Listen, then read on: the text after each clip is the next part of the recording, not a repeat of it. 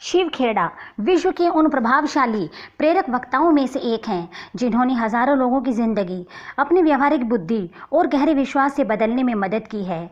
उन्होंने लोगों को अपने नज़रिए को दोबारा देखने के लिए प्रेरित किया है।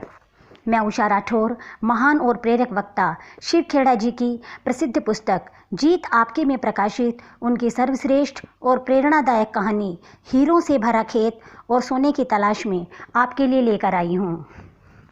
कहानी का नाम है हीरों से भरा खेत। हफीज अफ्रीका का एक किसान था। वह अपनी ज़िंदगी से खुश और संतुष्ट था। हफीज खुश इसलिए था कि वह संतुष्ट था, और वह संतुष्ट इसलिए था क्योंकि वह खुश था। एक दिन एक अक्लमंद आदमी उसके पास आया। उसने हफीज से कहा, अगर तुम्हारे पास अंगूठे जितने बड़ा हीरा हो तो तुम पूरा शहर खरीद सकते हो, और अगर तुम्हारे पास मुट्ठी जितना बड़ा हीरा हो तो तुम अपने लिए शायद पूरा देश ही खरीद लो। वह अक्लमंद आदमी इतना कहकर चला गया। उस रात हफीज सो नहीं सका। वह असंतुष्ट हो चुका था, इसलिए उसकी खुशी भी खत्म हो चुकी थी।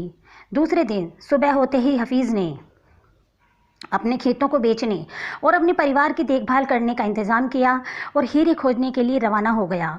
वह हीरों की खोज में पूरे अफ्रीका में भटकता रहा, पर उन्हें पा नहीं सका। उसने उन्हें यूरोप में भी ढूंढा, पर वे उसे वहाँ भी नहीं मिले। स्पेन पहुँचते पहुँचते वह मानसिक, शारीरिक और आर्थिक स्तर पर पूरी तरह टूट चुका था। वह इतना मायूस हो चुका था कि उसने बार्सिलोना नदी में कूदकर खुदकुशी कर ली।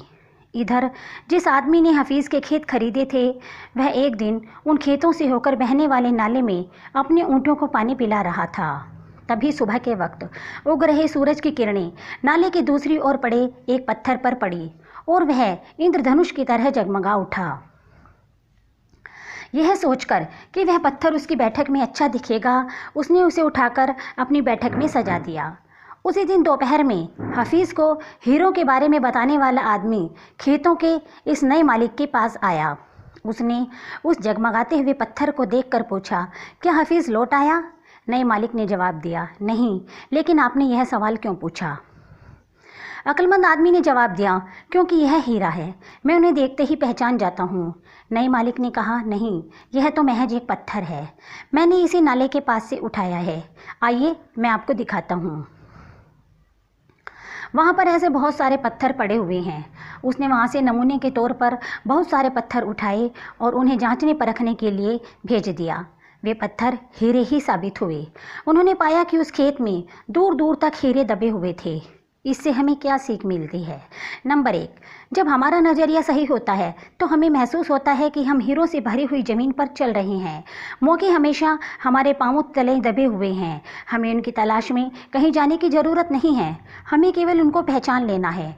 नंबर 2, दूसरों के खेत की घास हमेशा हरी लगती है। नंबर 3, जिन्हें मौके की पहचान नहीं होती उन्हें मौके का खटखटाना शोर लगता है। दूसरी कहानी है सोने की तलाश में। एंड्रयू कार्नेगी अपने बचपन के दिनों में ही स्कॉटलैंड से अमेरिका चले गए। उन्होंने छोटे मोटे कामों से शुरुआत की और आखिरकार अमेरिका में स्टील बनाने वाली सबसे बड़ी कंपनी के मालिक बन गए। एक ऐसा वक्त आया जब उनके लिए 43 करोड़पति काम करते थे।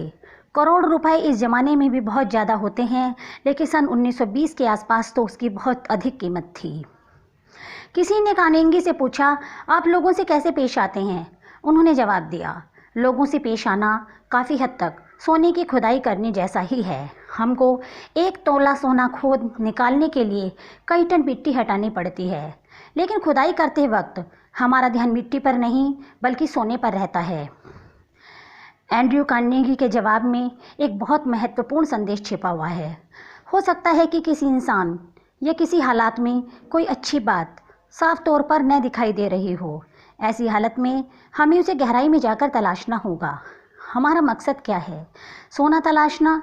अगर हम किसी इंसान या किसी चीज़ में कमियां ढूंढेंगे तो हमको ढेरों कमियां दिखाई देंगी, लेकिन हमें किस चीज़ की तलाश है, सोने की या मिट्टी की? कमियां ढूंढने वाले तो स्वर्ग में भी कमियां निकाल देंगे। अधिकतर लोगों को वही मिलता है जिसकी उन्हें तलाश होती है।